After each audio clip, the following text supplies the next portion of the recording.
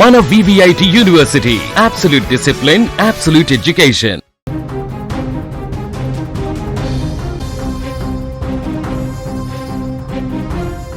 తిరుపతి జిల్లాలో ఘోర రోడ్డు ప్రమాదం జరిగింది.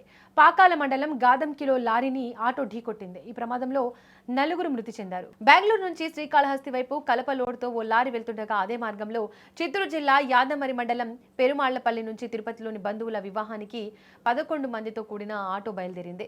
పాకాల మండలంలోని గాదంకి వద్ద పూతలపట్టు నాయుడుపేట జాతీయ రహదారిపై అటవీ చెక్పోస్టు వద్దకు రాగానే అక్కడి సిబ్బంది విధుల్లో భాగంగా తనిఖీ నిమిత్తం విజిల్ ఊదడంతో కలప లారీ డ్రైవర్ అకస్మాత్తుగా బ్రేకులు వేశారు. అదే వేగంతో వెనుకనే వస్తున్న ఆటో అదుపు తప్పి లారీని బలంగా ఢీకొట్టడంతో ప్రమాదం సంభవించింది. ప్రమాదంలో ఆటోలో ప్రయాణిస్తున్న నలుగురు మృతి చెందారు. ఇదే అంశానికి సంబంధించి మరిన్ని డీటెయిల్స్ మా ప్రతినిధి గణేష్ అందిస్తారు. గణేష్, చెప్పండి, ప్రమాదానికి కారణం ఏంటి? అసలు ఆటోలో ఎంతమంది ప్రయాణిస్తున్నారు? వారి పరిస్థితి ఎలా ఉంది?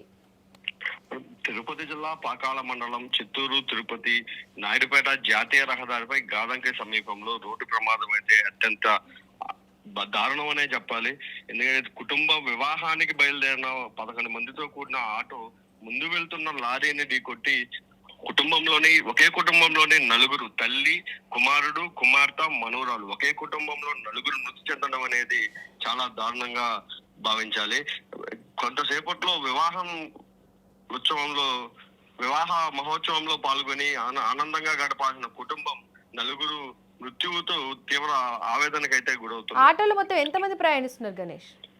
మనం చిత్తూరు జిల్లా యాదమరి మండలం పెరుమాళపల్లికి చెందిన బేబీ అనే వ్యక్తి మహిళ కుటుంబంలోని 11 మంది సభ్యులు ఒకే ఆటోలో తిరుపతి చంద్రగిరి నియోజకవర్గం తిరుపతి సమీపంలోని రామచంద్రాపురంలో జరిగే వివాహానికి అయితే బయలుదేరారు. అక్కడ నుంచి యాదమరి నుంచి పెరుమాళపల్లికి వెళ్లి అక్కడ మిగిలిన వారిని పికప్ చేసుకుని మొత్తం 11 మంది ఆటోలో బయలుదేరగా గాదంకి వద్ద రోడ్డు ప్రమాదంలో నలుగురు అయితే మృతి చెందారు.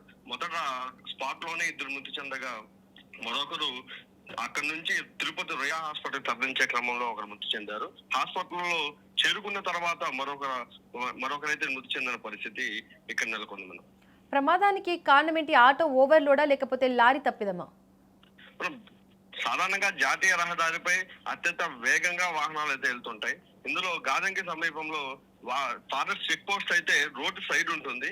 ఇక్కడ ఫారెస్ట్ చెక్ పోస్ట్ సంబంధించిన సిబ్బంది బెంగళూరు నుంచి శ్రీకాళహస్తికి లోడ్ తో వెళ్తున్న ఆ లోడ్ గాని లారీలో పూర్తిగా ఫ్లైవుడ్ కు సంబంధించిన లోడ్ కావడంతో అది వాహనాలకు సంబంధించి ఫారెస్ట్ చెక్ పోస్ట్ అయితే దాన్ని విజిల్ వేసి ఆపారు. ఈ వాహనం లారీ అనేది చాలా వేగంగా వెళ్తుండగా ఒక్కసారిగా అక్కడున్న సిబ్బందిని ఆపే క్రమంలో రోడ్డు ఎడమ వైపు వెళ్లే క్రమంలో అత్యంత వేగంగా బ్రేక్ వేయడంతో వెనకాల సాధారణంగా ఆటోలో 3 నుంచి 4 మాత్రమే ప్రయాణించాల్సి ఉంటుంది. అయితే వీరి కుటుంబం ఆర్థిక పరిస్థితుల నేపథ్యంలో వీరంతా ఒకే ఆటోలో ప్రయాణిస్తూ యాదమరి నుంచి రామచంద్రాపురంకి వెళ్తున్న క్రమంలో లారీ ఆగిన వెంటనే వెనక వేగంగా వస్తున్న ఆటో సైతం లారీని ఢీకొట్టడంతో ఇందులో 4 మృతి చెంది 7 మంది గాయాలతో హాస్పిటల్ అయితే చికిత్స పొందుతున్న పరిస్థితి.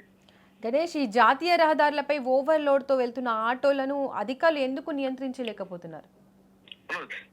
తిరుపతి చిత్తూరు జిల్లా వ్యాప్తంగా అధికారులు అయితే బ్లాక్ స్పాట్లను అయితే ఎంపిక చేశారు. ఇందులో అత్యధికంగా పుత్తూరు, నాయుడుపేట, తిరుపతి, చిత్తూరు జాతీయ రహదారిపై అధికంగా వాహనాల ప్రమాదాలు జరుగుతున్నాయని చెప్పి ఇందులో జాగ్రత్తలు పాటించాలని చెప్పి నిబంధనలు పాటించాలని చెప్పి అధికారులు అయితే తనిఖీ చేస్తుంటారు. అయితే మిట్ట మధ్యాహ్నం సమయంలో సుమారు 12 గంటల ప్రాంతంలో వీరు జాతీయ రహదారిపై రావడంతో ఆ సమయంలో ఎండ వేడి ఎక్కువగా ఉండడంతో అటువైపు అధికారులు ఉండరని చెప్పి ఆటో అయితే అధిక లోడుతో వస్తుంది.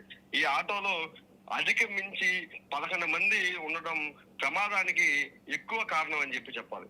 గణేష్, ఆటోలో గాయపడిన వారి పరిస్థితి ఏ విధంగా ఉంది? ప్రస్తుతం ఆటోలో 11 మందిలో 4 మృతి చెందగా ఇందులో తల్లి అయిన బేబీ అనే ఆమె పులికంటి బేబీ 50 సంవత్సరాలు ఆమె మృతి చెందారు.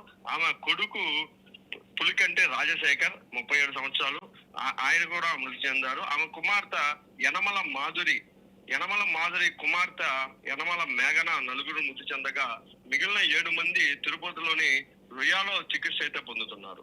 Right Ganesh, thank you.